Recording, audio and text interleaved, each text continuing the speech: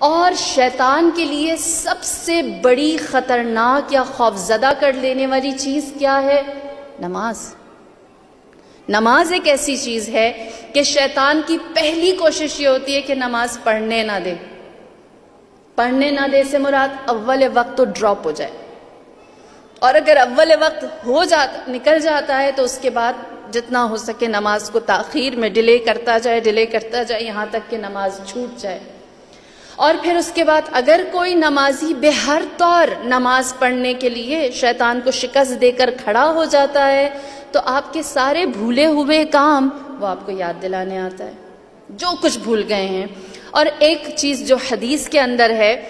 جب انسان اپنی سوچ کے اندر اپنے افکار میں نماز میں متوجہ ہوتا ہے اور شیطان اس کی کنسنٹریشن کو کہیں بریک نہیں کر سکتا، تو جانتے ہیں پھر شیطان آخری حربہ مومن کے لیے کیا استعمال کرتا ہے، جو ہو سکتا ہے آپ میں سے بہت سو نے فیس بھی کیا ہو یا اس کو نظر انداز کر گئے ہوں، اگنور کر دیا ہو کہ یہ کوئی معمولی سی چیز ہے۔ شیطان آتا ہے اور اس نمازی کو کس کرتا ہے، چومتا ہے اس کو، اور جب چومتا ہے نماز کی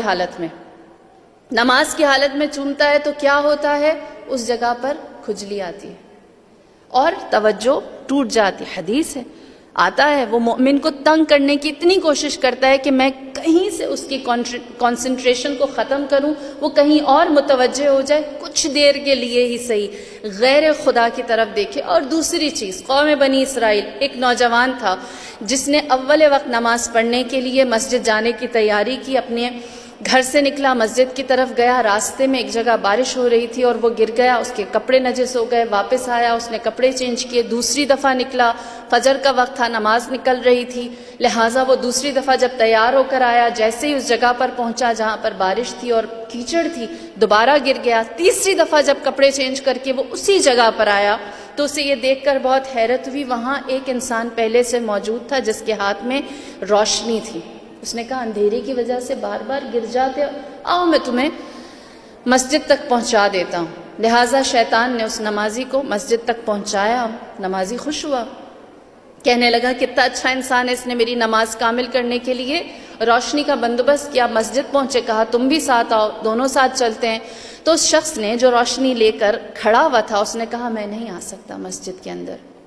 اس نے وجہ پوچھی، کیا وجہ ہے؟ تو کہنے لگا کیونکہ میں نماز نہیں پڑھتا۔ نمازی حیران ہوا، میری نماز کا بندوبست کیا ہے اور تم خود نماز نہیں پڑھتے، کیا وجہ ہے؟ تو اس نے وجہ بتائی اور کہنے لگا کہ میں نے خدا کو ایک آخری سجدہ کیا تھا، اس کے بعد سے میں اللہ کے سامنے جھکا نہیں۔ نمازی حیران ہوا، کہنے لگا تو شیطان ہے؟ اس نے کہا ہاں میں شیطان ہوں۔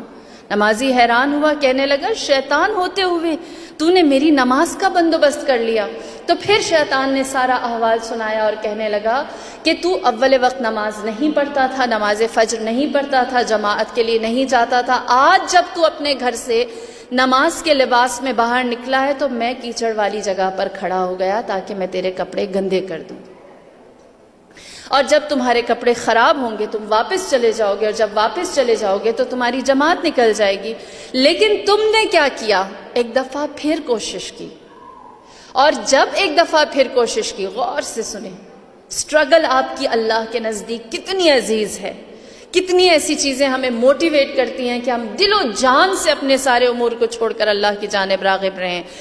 شیطان کہتا ہے کہ جب تم نے کپڑے چینج کیے اور تم دوبارہ مسجد کی جانب آنے لگے تو اس وقت اللہ نے عرش سے زمین پر ملائکہ کو بھیجا اور کہا کہ میں نے اس شخص کے اور اس کے اہل و عیال کے تمام گزشتہ اور آئندہ گناہوں کو معاف کر دیا۔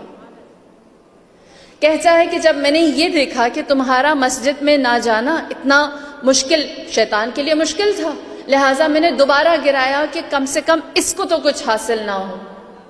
لہٰذا میں نے تمہیں دوبارہ گرایا، تم پلٹ کر آئے اور ایک دفعہ پھر تم نے وہی کوشش کی، اور جب تم نے دوبارہ وہی کوشش کی تو اللہ کی طرف سے فرشتے نے یہ ندا دی اور کہا کہ ہم نے اس شخص کے اہل و عیال، اس کے خاندان سب کو معاف کیا، اور جو اس کے گزشتگان مرحومین تھے اور آئندہ آنے والی نسلیں تھیں ان سب کے لیے ہم نے مغفرت کو رکھا۔ وہ کہتا ہے شیطان کہ جب میں نے یہ دیکھا میں نے سوچا اب تیسری دفعہ یہ کہیں گر نہ جائے، اگر یہ گر گیا تو ہو سکتا ہے خدا پورے شہر کو معاف کر دے، اتنی بڑی معافی سے بہتر ہے کہ یہ اب نماز کے لیے چلا جائے۔ دیکھیے، نمازی اپنی جگہ محترم ہے، لیکن نماز کے لیے کوشش کرنے والا اور نماز کی جانب جہاد کرنے والا وہ خدا کے نزدیک زیادہ عزیز و محترم